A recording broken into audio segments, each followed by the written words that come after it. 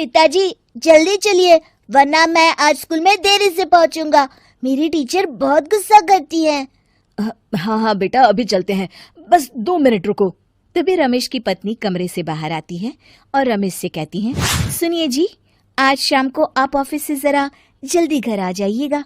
याद है ना, आज आपको मुझे शॉपिंग कराने के लिए लेकर जाना है। अरे भाग्यवान, इस महीने हाथ जरा तंग है। मेरी मानो तो शॉपिंग का विचार कुछ दिनों के लिए अपने दिमाग से निकाल ही दो। मैं तुम्हें अगले महीने पक्का शॉपिंग कराने ले जाऊंगा। अभी मुझे चलना चाहिए, वरना राजू को स्कूल पहुंचने में देर हो जाएगी। देखिए जी, अब आपके ये बहाने पुराने हो चुके हैं। मैं कुछ नहीं जानती। आज शाम को मुझे शॉपिंग करने जाना है, मतलब जाना है। आगे आपकी मर्जी। अच्छा ठीक है भाग्यवान, अब तुम पूरा घर सर पर मत उठाओ, मैं कुछ करता हूँ। इतना कहकर रमेश अपने बेटे राजू को लेकर वहां से चला जाता है। घर से निकलने के लिए रमेश जैसे ही अपनी मोटरसाइकिल शुरू करता है, तभी उसकी माँ उसे आवाज देकर कहती है, अरे रमेश, आज शाम को मुझे कुछ पैसे दे देना। याद है ना, मैंने तुझसे कहा था कि मुझे मंदिर में चढ़ावा चढ़ाना है। अरे माँ, मेरी तनख्वाह आने में अभी 10 दिन बचे हैं, अभी मेरे पास बिल्कुल पैसे नहीं है। हाँ, मेरी तनख्वाह मिलते ही मैं तुम्हें पैसे दे दूंगा। रमेश की माँ चिढ़कर कहती हैं, अरे तेरा दिमाग तो खराब नहीं हो गया? मैंने तेरे भरोसे मंदिर के पुजारी जी से वादा कर दिया है और तू कह रहा है कि पैसे नहीं है। अब मैं पुजारी जी को क्या जवाब दूंगी? तुझे तो मेरी इज्जत की भी कुछ परवाह नहीं है। अच्छा ठीक है माँ, अब तुम गुस्सा मत करो, मैं शाम तक कुछ इंतजाम करता हूँ। इतना कहकर रमेश वहां से चला जाता है। फिर दोपहर को जब रमेश अपने दफ्तर में बैठा होता है, तब उसे अपनी पत्नी और माँ की बातें याद आती हैं। रमेश अपने दफ्तर के एक साथी मोहन से कुछ रुपए उधार मांगता है। अरे भाई मोहन, मेरा एक छोटा सा काम कर दो, मुझे कुछ रुपयों की सख्त जरूरत है। मुझे कुछ दिनों के लिए क्या तुम रुपए उधार दे सकते हो? अरे रमेश भाई, मैं तुम्हें पैसे उधार तो दे सकता हूँ, लेकिन मुझे वक्त पर पैसे लौटा देना। वैसे भी मेरा मानना है कि दोस्ती यारी में कभी पैसों का व्यवहार नहीं करना चाहिए। ये कहावत तो तुमने सुनी ही होगी कि उधार प्रेम की कैंची है। मैं नहीं चाहता कि पैसों को लेकर हमारा रिश्ता खराब हो। अरे मोहन, तुम बिल्कुल चिंता मत करो, मैं तुम्हारे पैसे वक्त पर लौटा दूंगा। फिर मोहन रमेश को पैसे दे देता है। शाम को घर आकर रमेश कुछ पैसे अपनी माँ को देता है और साथ ही अपनी पत्नी को भी शॉपिंग कराने बाजार लेकर जाता है।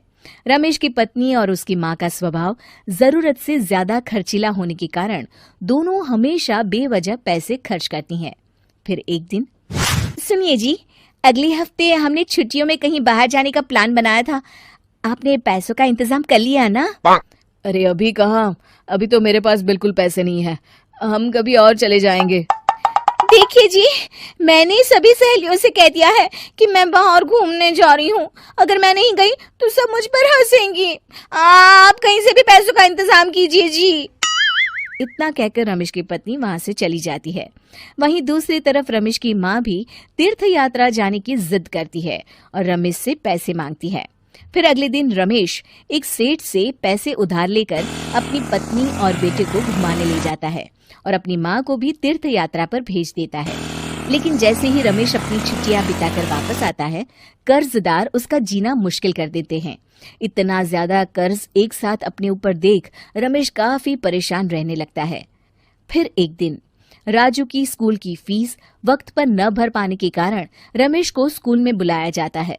स्कूल के प्रिंसिपल साहब रमेश को सख्त हिदायत देते हैं कि अगर वक्त पर स्कूल की फीस नहीं भरी गई तो उनके बेटे का नाम स्कूल से काट दिया जाएगा। अपने बेटे की स्कूल की फीस भरने के लिए रमेश अपने दोस्त गिरधारी से कुछ पैसे उधार ले लेता है और स्कूल की फीस भर देता है। रमेश की माँ और उसकी पत्नी खर्चे और घर की जिम्मेदारी संभालते संभालते धीरे धीरे रमेश पूरी तरह कर्ज में डूब जाता है। और तभी एक दिन दफ्तर में काम करते समय रमेश की तबीयत अचानक बिगड़ जाती है और वो बेहोश होकर गिर पड़ता है। उसे जल्दी से पास के एक अस्पताल में भर्ती कराया जाता है। रमेश के घर वालों को ये बात पता चल जाती है तो वे सभी अस्पताल पहुंचते हैं। अस्पताल के डॉक्टर साहब उन्हें बताते हैं, देखिए, देर रात तक जागने और जरूरत से ज्यादा काम करने की वजह से इन्हें चक्कर आ गया था। बेहतर यही होगा कि इन्हें कुछ दिनों के लिए पूरी तरह आराम करने दिया जाए।